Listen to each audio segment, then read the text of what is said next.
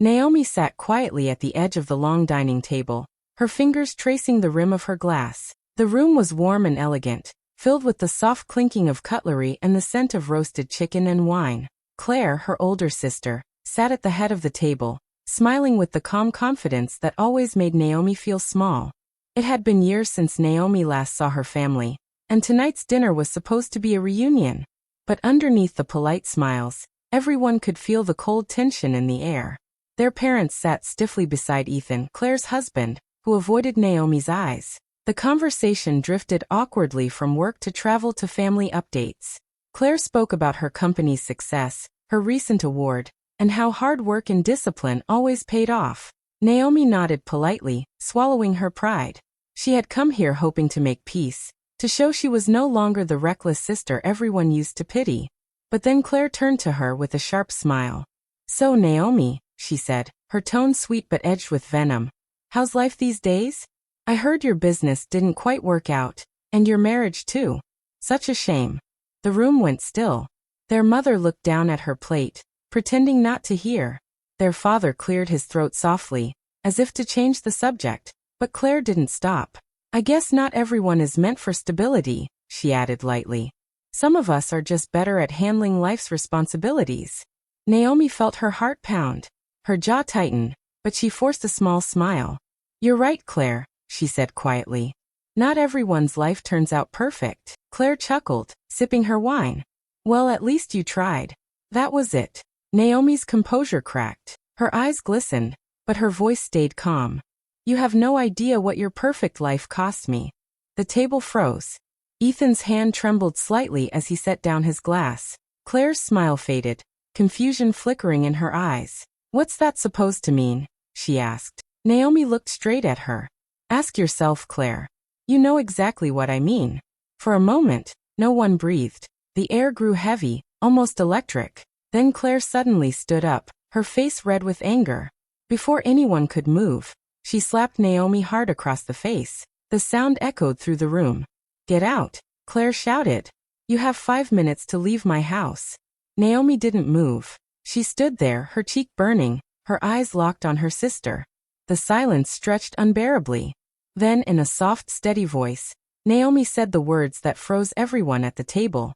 "You should ask your husband why he stopped answering my calls." Ethan's face went pale. Clare blinked, stunned, her mouth opening but no words coming out. Their parents stared at Naomi, speechless, the entire room filled with shock and confusion. Naomi slowly set down her napkin, her calmness more terrifying than anger. The dinner that began with polite smiles had just shattered into pieces. Naomi and Clare had never been close, not even as children.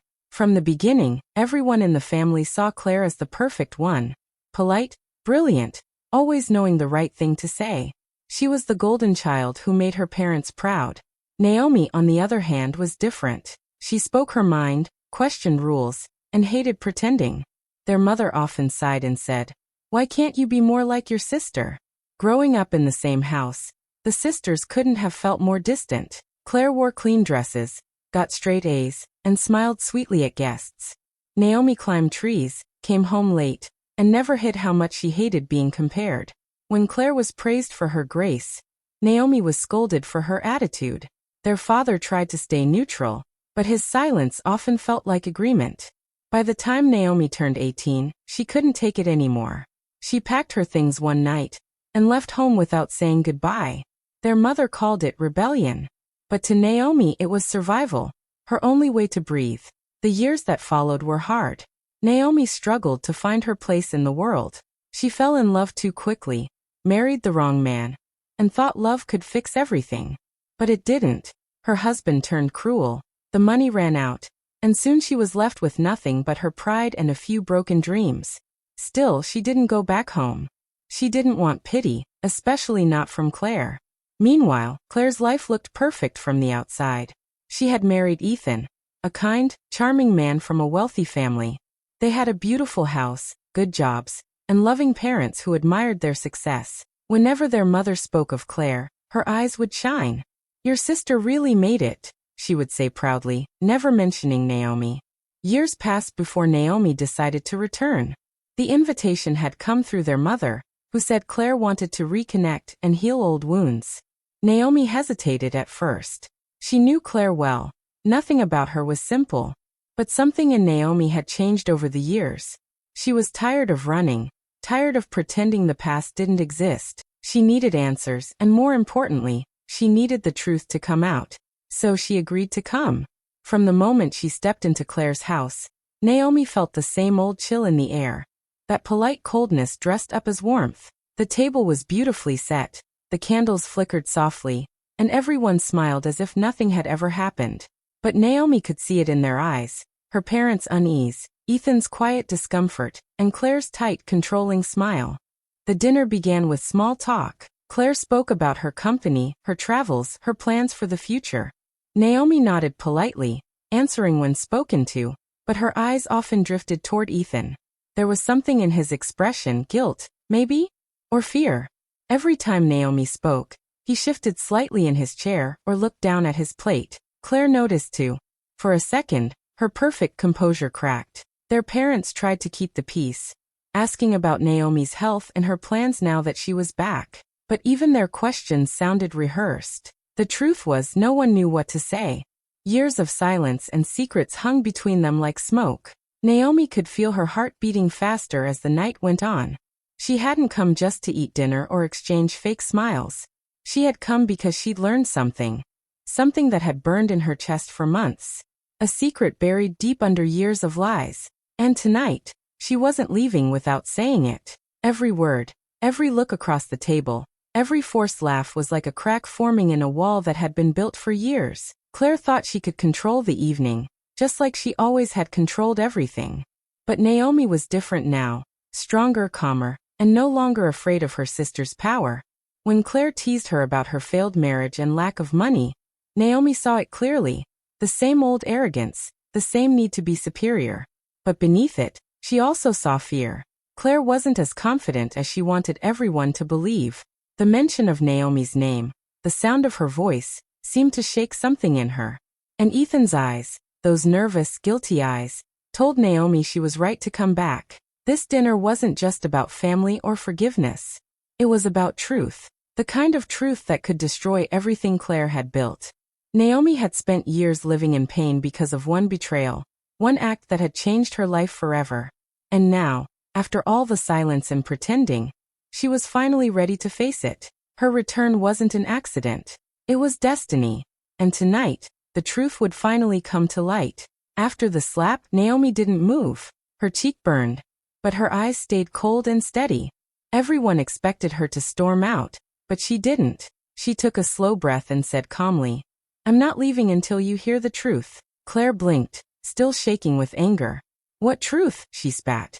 "The truth that you've ruined your own life and now want to blame me for it." Their parents stood up, worried. Their mother rushed to Clare's side. "Please, Naomi," she said softly. "Let's not do this tonight. It's been so long. Let's not bring up the past." But Naomi didn't listen. She reached into her purse and pulled out a folded letter. Its paper old and yellow around the edges. She placed it gently on the table. "You should recognize this," she said, looking straight at Ethan. Ethan froze. His face turned pale as he stared at the letter. Clare's eyes flicked between them, confused but uneasy. "What's that supposed to be?" she demanded. Naomi's voice was calm, almost too calm. "It's a letter. From Ethan. Written to me." The room went silent. Naomi unfolded the paper with care, her hands steady even though her heart was racing. "This was written 8 years ago," she continued. "Before you two got married. Before I disappeared." Clare laughed nervously. "That's ridiculous. Ethan barely knew you then." Naomi looked at her, sadness in her eyes. "He knew me better than you think." She turned to Ethan. "Tell her, Ethan. Tell her how we met. Tell her how we used to talk every night. How we planned a future together." Ethan's lips trembled. "Naomi, please," he whispered. But Naomi didn't stop. "You wrote this letter, Ethan. You said you wanted to see me again. That you loved me. That you wanted to marry me." Clare's face drained of color. "What are you saying?" Naomi's eyes filled with tears, but her voice stayed steady. "You knew about us, Clare. You always did. You found the letter before I did. You hid it. You made me believe he didn't care. You told our parents I was unstable. That I was making things up. You even told Ethan I'd gone off with another man. Their mother gasped, pressing her hand to her mouth. Naomi. Naomi nodded slowly. You said I was sick, that I needed help. And everyone believed you because you were the perfect daughter. Claire's voice cracked. That's not true. Naomi held up the letter, her eyes flashing. You intercepted this, his proposal to me. You made sure I never saw it. And a few months later, you married him yourself. The room exploded. Their father stood up in shock. Claire, is this true? Claire's hands shook. Of course not. She's lying. This is madness. But Ethan's silence said it all. His head hung low, his face full of guilt. Naomi turned to him, her voice breaking. Tell them, Ethan. Tell them how you came looking for me, but couldn't find me. How you thought I'd left you when really, your letter never reached me. Ethan covered his face with his hands. I thought you didn't want me, he said quietly. Claire told me you were seeing someone else. She said you laughed about me. I believed her. Claire's mouth fell open. Ethan, you can't be serious. You're believing her lies. Naomi took a deep breath, the tears finally spilling down her cheeks.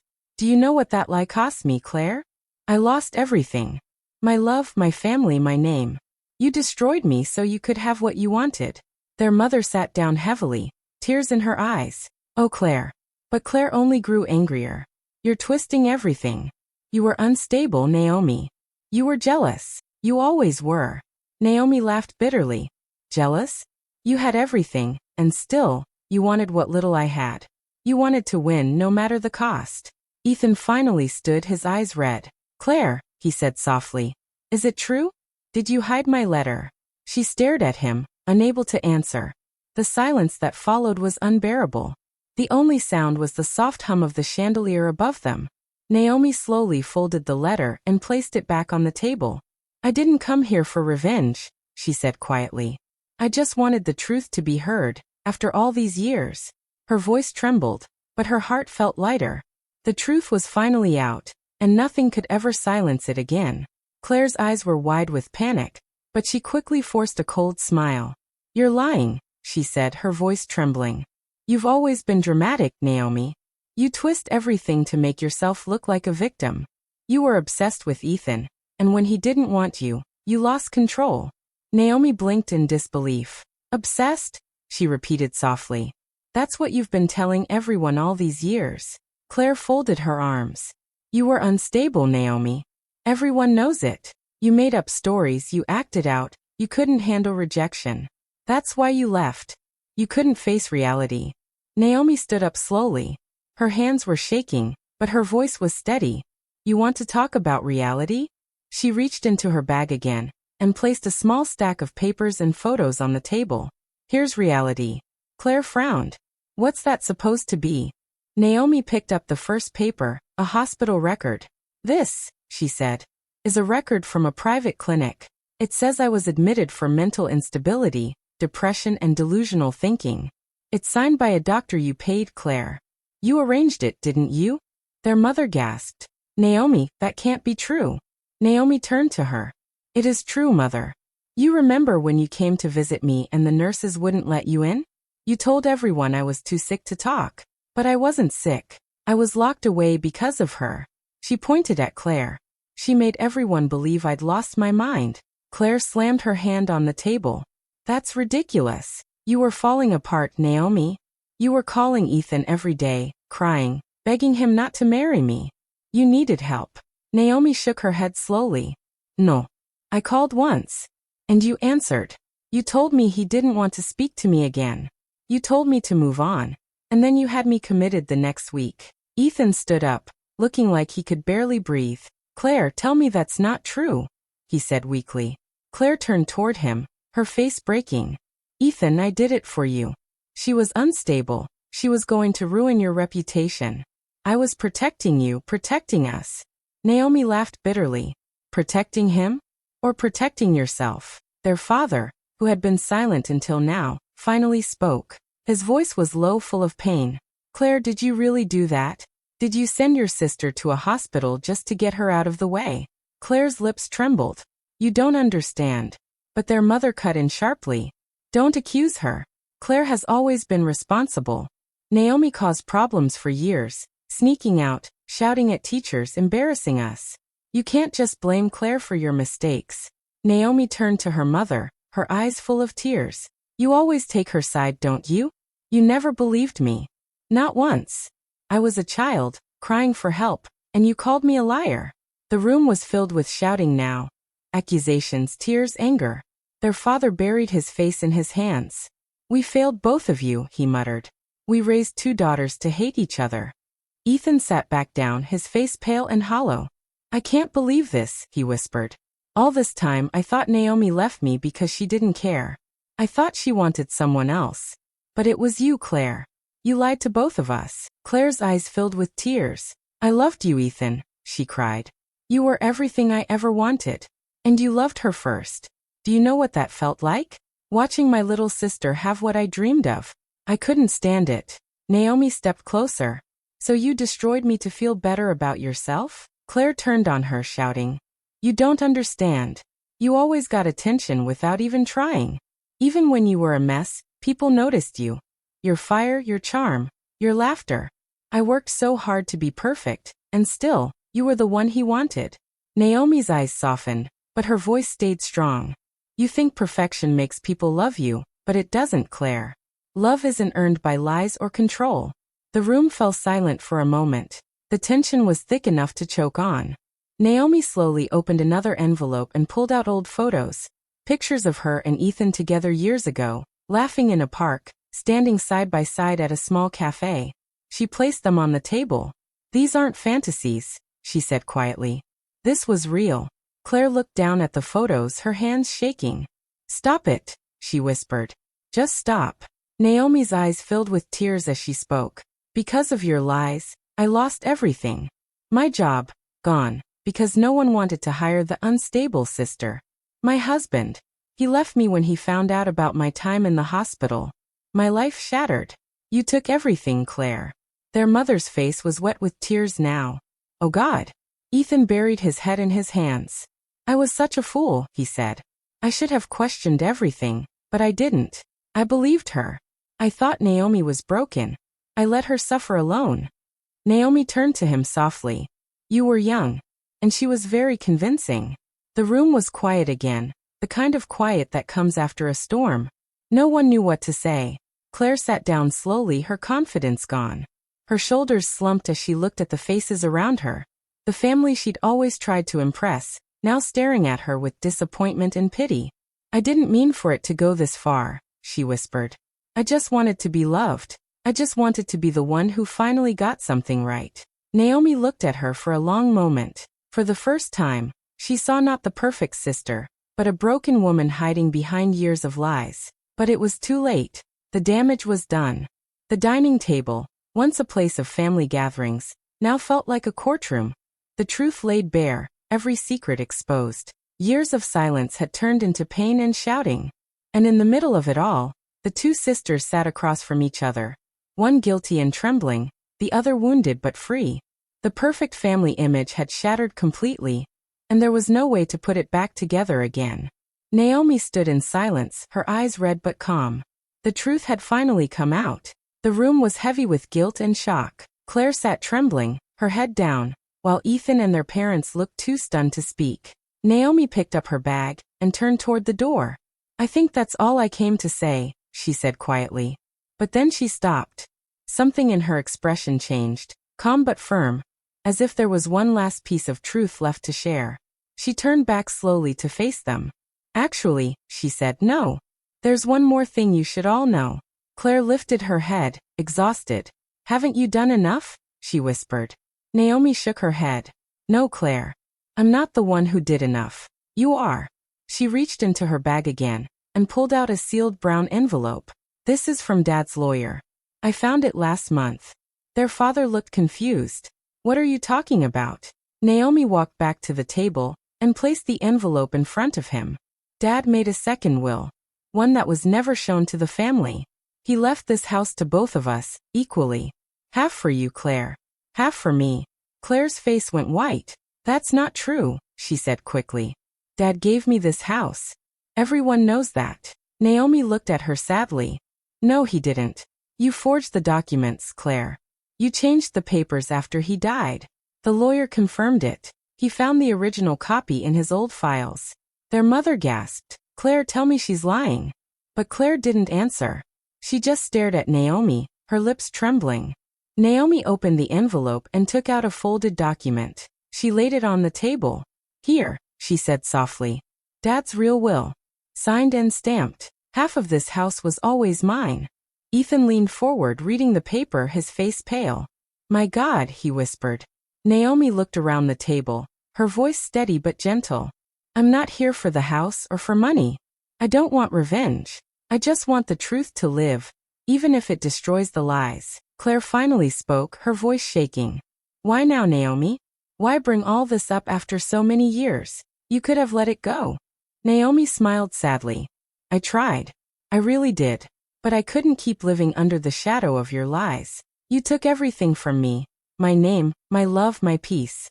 All I want now is my dignity back. The room fell quiet again. For a long moment, no one moved. Then Claire's shoulders began to shake. Tears streamed down her face as she covered her mouth. I didn't mean to hurt you, she whispered. I wanted to be seen. I wanted to be perfect in their eyes. She looked at their parents, then at Ethan. I spent my whole life trying to prove I was worth something. But no matter what I did, it was never enough. You were always the one people remembered, even when you failed. Naomi's eyes softened. You were never supposed to compete with me, Claire. You were supposed to love me. We were sisters. Claire broke down completely, sobbing into her hands. I forged the will, she admitted. I told myself it didn't matter because you were gone. I thought you'd never come back. I thought I could finally have peace.